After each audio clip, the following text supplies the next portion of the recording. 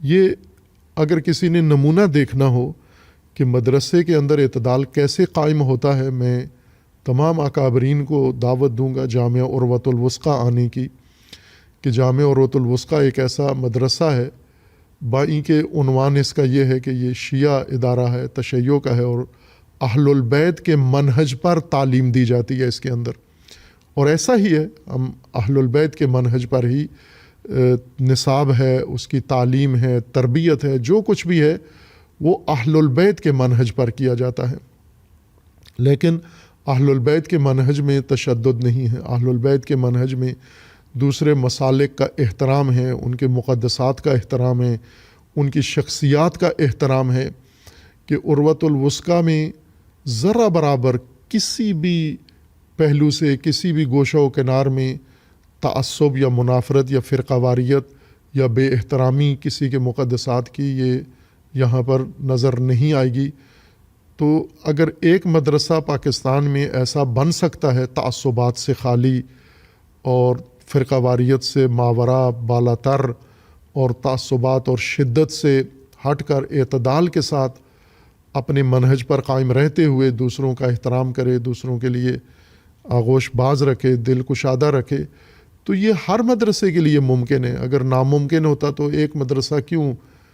کامیاب ہوتا اس منہج کے اندر؟ تو یہ کام ہو سکتا ہے بشرطی کہ اس نقصان کو سمجھیں کہ آج مولانا مفتی ادریس صاحب شہید ہوئے ہیں، کل کوئی اور اس کا شکار ہوگا۔ ہماری دعا ہے کہ نہ ہو، سب اللہ تعالیٰ سب کی حفاظت فرمائے، لیکن جیسا ماحول ہے، جس طرح کا فضا ہے، اس میں یہ توقع ہوگی کہ تشدد اور اعتدال یہ آپس میں یکجا نہیں رہ سکتے۔ ظاہر ہے کسی معتدل شخصیت نے متشدد کے قتل کا حکم نہیں دینا، جس طرح حابیل و قابیل کا ماجرا ہے کہ جب قابیل نے حابیل کے قتل کے لیے ارادہ ظاہر کیا تو حابیل نے جواباً کہا کہ میں تو نہیں کروں گا، میں تیری طرف ہاتھ نہیں بڑھاؤں گا چونکہ تو میرا بھائی ہے۔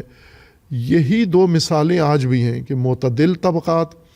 جتنے بھی ان کے خلاف تشدد کیا جائے وہ کبھی بھی کسی کے قتل کا حکم نہیں دیتے، کسی کے اوپر تشدد کا حکم نہیں دیتے، کسی کو خارج از اسلام قرار نہیں دیتے، ہر چند انہیں گلہ شکوہ ہوگا۔ جس کی ایک بڑی مثال مولانا طارق جمیل صاحب ہیں کہ دیوبند سلسلے نے ان پر تشدد کیا، فتوے دیے، دین سے خارج قرار دیا، باقیوں نے تعصب کیا، ان کی اپنی جماعت نے، تبلیغی جماعت کے اندر سے ان کے خلاف کافی شدت ابھری، لیکن انہوں نے ایک دفعہ بھی کسی کے بارے میں یہ نہیں کہا کہ یہ فلاں میرا مخالف یہ اسلام سے خارج ہو گیا ہے، یہ واجب القتل ہو گیا ہے، یہ فلاں ہو گیا ہے۔ انہوں نے پھر بھی تحمل کیا ہے، جنہوں نے ان کے خلاف زیادتی کی ہے انہوں نے ان کے حق میں بھی خیر کی دعا کی ہے۔ تو یہ منہج سارے اختیار کر سکتے ہیں تاکہ یہ قیمتی جانیں ضائع نہ ہوں۔ اس کے اوپر حکومت کو بھی توجہ دینی ہے اور ریاست و علماء کو بالخصوص یہ فضا قائم کرنے میں ہمت کرنی ہوگی۔ خصوصاً میڈیا کے اوپر جو متشدد طبقہ آتا ہے، پاکستانی حکومت بحتی علماء بھی نوٹس نہیں لیتے اس کے۔ مثلا آج ہی کوئی مفتی بیٹھے گا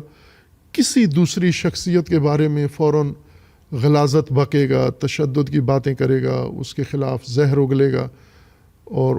پاکستان کی ریاست، حکومت، ادارے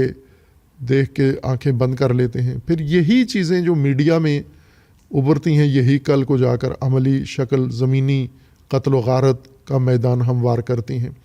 جس کی پہلے کئی مثالیں سامنے آ چکی ہیں۔ تو یہ مولانا ادریس صاحب جو شہید ہوئے ہیں ان کے بارے میں بھی تشدد میڈیا سے شروع ہوا، اور میڈیا میں ان کے خلاف پہلے اظہارات آئے اور اس کا نوٹس نہیں لیا گیا، نتیجہ یہ ہوا کہ انہیں شہید کر دیا گیا۔ ہماری دعا ہے کہ اللہ تعالیٰ ان کے لواحقین کو صبر عطا کرے انشاءاللہ، اور خداوند تعالیٰ پاکستان میں امن و امان قائم رکھے انشاءاللہ۔